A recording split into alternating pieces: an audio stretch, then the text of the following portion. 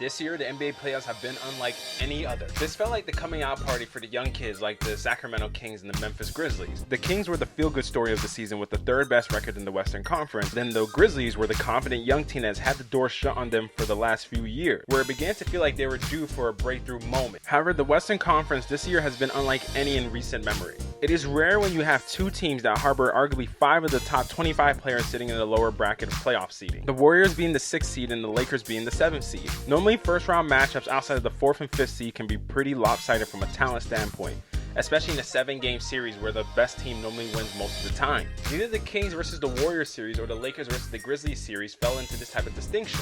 Despite Steph Curry and LeBron James being established names and proven stars in the playoffs, the betting odds favored the Kings to beat the Warriors, while the Lakers and Grizzlies odds were pretty tight. Based on previous seasons, it is hard to believe a Steph Curry or LeBron James-led team not being favored in a playoff matchup, especially one not involving each other. It could be a sign of a crack in the armor of legends, showing potential weaknesses. The Warriors were the 6th seed in large part due to their inability to consistently perform on the road. Their record on the road is 11-30, and the absence of Andrew Wiggins due to personal reasons also hindered them. The Lakers had a floundering roster prior to the trade deadline, starting out the season 2-10 and being 25-30 at the deadline.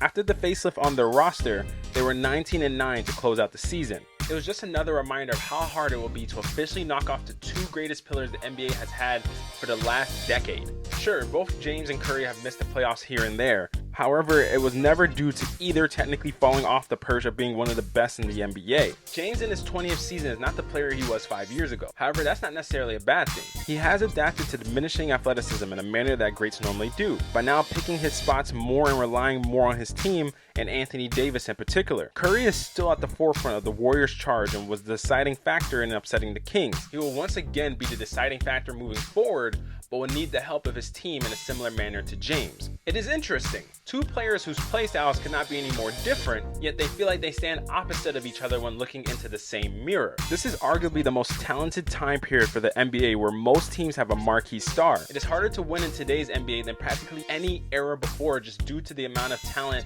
that each team in the league-wide possesses.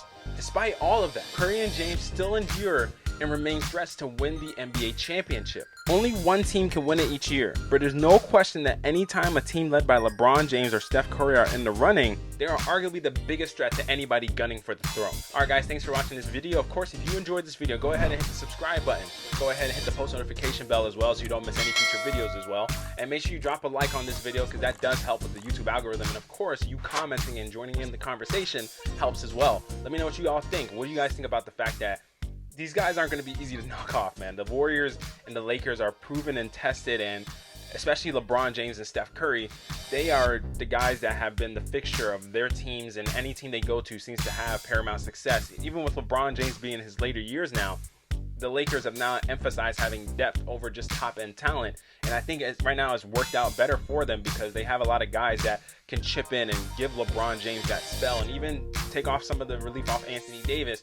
And then on the Warriors end of things, they did invest a lot in this young talent for their team, but Steph Curry is still the fixture of a lot of what that team does. So I'm very curious what you guys think of how long do you think the run for both these players will go, and how long do you think they'll stay the faces of the league and the biggest pillars and fixtures of what the NBA has to offer as a product and as a brand? Let me know what you guys think down in the comment section below. Of course, if you guys want to talk to me directly, you can follow me on social media, whether it's on the KBR Sports pages, or if you want to follow my own personal pages, I'll include those down here below, and those will be in the description as well.